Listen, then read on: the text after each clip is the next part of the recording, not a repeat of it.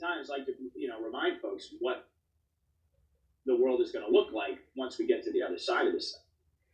And I certainly do believe, I've talked about, forget about the med beds and all the non-terrestrial tech and all of that stuff that I believe is going to be disclosed very, very soon. And then we've also got on another stage, we've got Ghislaine Maxwell and that drama continuing to unfold. We know that we've got waiting in the wings of this drama, we've got John Durham, of course. We've got Julian Assange, who's been extradited to the United States. You got all of this stuff coming together.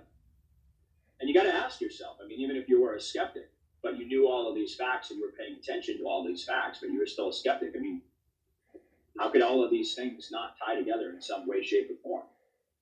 Doesn't it seem like too much of a coincidence that all of this stuff is happening? That all of these nations around the world are rising up, militaries are rising up against their government, siding with the people. Obviously it's not happening universally everywhere. We're seeing the tyranny escalate massively in certain places. The war on the you-know-what continues to intensify, and that, by the way, is true even where I am right now. And by the way, in terms of big events, I talked about Astana in Kazakhstan, I talked about Lake Geneva, Lake Geneva, but also the Chongqing, was it Qingchang? I can't remember which Chongqing or Qingchang in China. It was one of the major markers there. There was a major fire or an explosion. I believe it happened on Friday.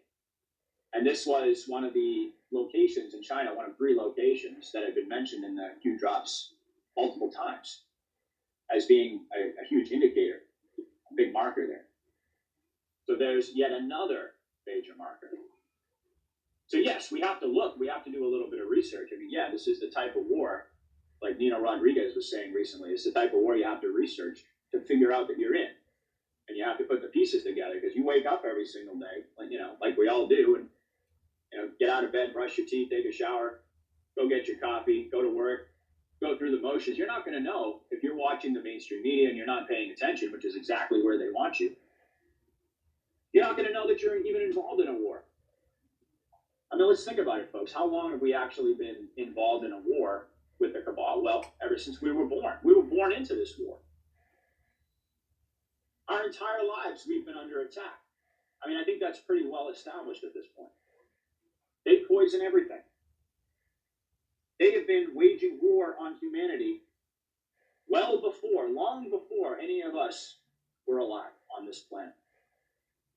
This has been going on. So that means that there have been generations that they were under attack, have never known that they were at war with an enemy, have never known how much has been hidden from them, how much of their potential they had stripped and robbed from them, not just individually, but collectively, how much better their lives could have been, what they could have experienced if they didn't have this invisible boot on their neck, this silent slave master barking into their ear for their entire lives. So many people didn't even realize that. They lived their entire lives